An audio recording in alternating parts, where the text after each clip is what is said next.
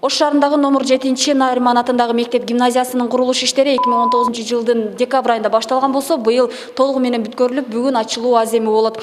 Өзүңүздөр билгендей, бул мектеп жалпы 3 кабаттан туруп 500 орундукка ылайыкташкан. Азыркы эпидемиологиялык кырдаалга байланыштуу аралыкты сактоо үчүн окуучуларга мындай белгилер дагы коюлган. Коррупциядан түшкөн каражатка салынган бул жаңы мектеп эми башталгыч класстын окуучуларына билим бере баштайт. Ашкана, эмгек канаасы, медициналык кабинети, мугалимдер канаалары, китепканасы жана окуу залы камтылган.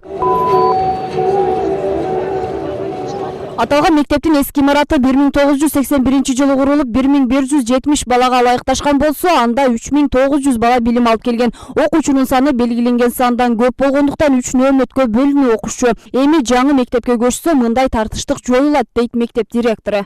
Ош жерде 1700 бала чыгат бияка. 1700 бала чыгат. Мектеп эме тартыш болобу? Тартыш болот. 2 сменга 33 кабинет, 2 смен окушат. Биринчи смен саат 8-дан окушту башталат, экинчи смен саат 1-ден башталат. Тартыш болбойт. Билим берүү жана илим министринин берген маалыматы боюнча, коррупциялык иштерден түшкөн каражаттын эсебинен Бишкек шаарында дагы 9 мектептин курулушу жүрүп жатат. Өлкөдө көпчүлүк мектептерде окуучунун саны көп болуп, орундун жетишсиздиги көйгөй жаратат.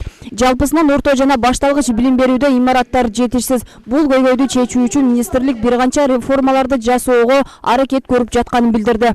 Республикада тилекке каршы мектептерде абдан балдардын саны көп, жана 2 смен, 3 смен менен окутуулар көп болуп жатат.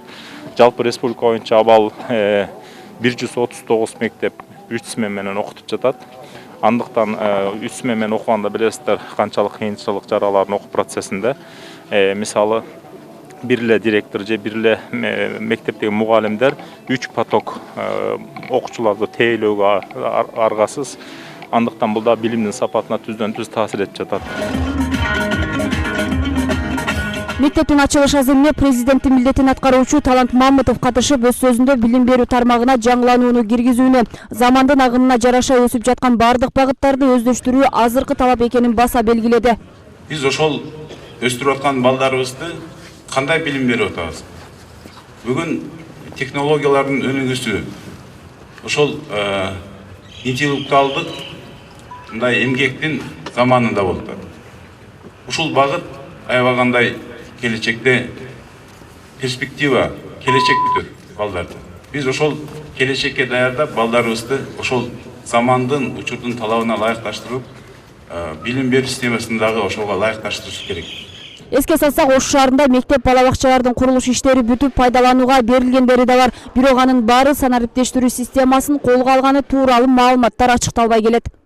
Мимоза Жанек кызы, Айбек Үсөнұлы, Ынтымак.